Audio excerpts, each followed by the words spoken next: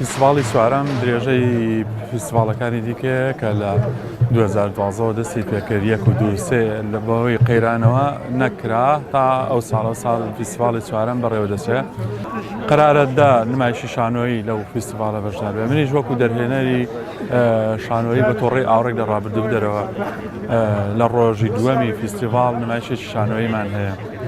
بە هیوام کە ئایترەوە فیستیڤاڵەش وەکو فیستیڤاڵەکانی دیکە سەرکەوتوو بێتن و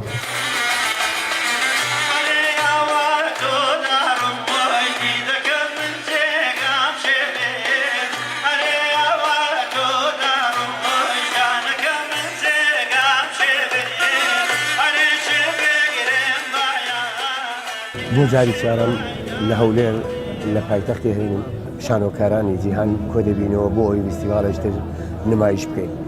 بێگومان ئەو قەیرانانەی ئەم ساڵ ئێمە تێکەوتین ئەوالی کردووە لەوانەیە دوور نەبین لە کەم و کوڕی، بەڵام بە هەوڵ و کۆششی زۆربەی برادەران و زۆربەی شانۆکاران و زۆربەی میدیاکاران توانیمانە ئەو کۆبوونەوە دروست بکەین.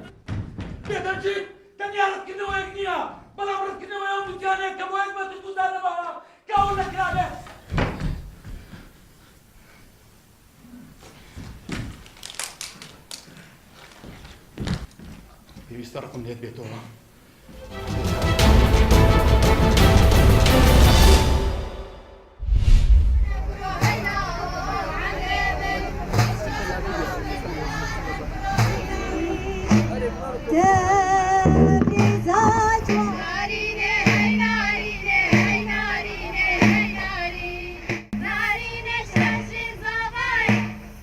کوما چلکیازی پێنگاوێکە geleka mezin e ji bo azadiya jinê, ji bo azadiya kiça Kurd, ji bo pêşkeftina çanda kurdewarî, ji bo rizgarkirina stranên kurdewariyên kevin yê ku devê jinê hatine gotin ji nemanê rizgar bikin. Em bi serekê bilind dibêjin em Kurdîn, em li ser axa xwe dijîn, em li Kurdistanê dijîn.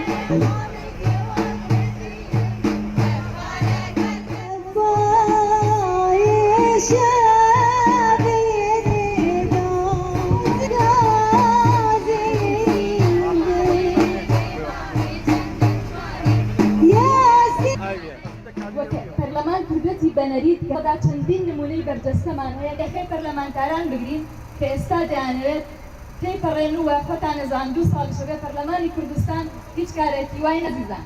ئایا پەرلەمان بەم یاسایە دەڵێت چی؟ پاراستنی مافەکانی مرۆڤ، پاراستنی ژنان.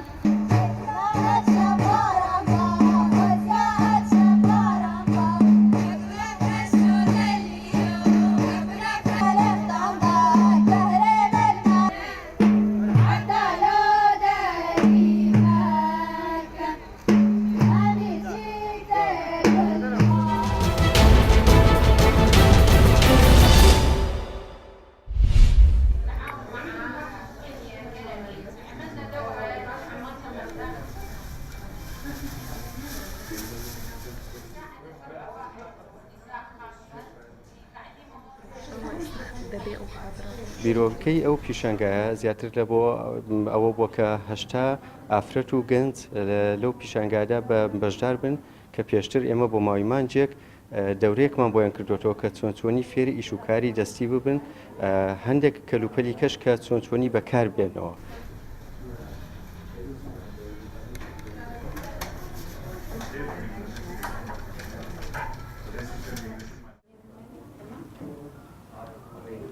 أقمنا دورة تدريبية للنساء النازحات واللاجئين في منطقة دارتو، وكان التعليم والتركيز على أعمال اليدوية والإبداعية مثل الريسايكلينج، يعني إعادة تدوير المواد المخلفات اللي في المنزل، وكذلك الإكسسوارات والرسم الحجر والرسم على الخزف.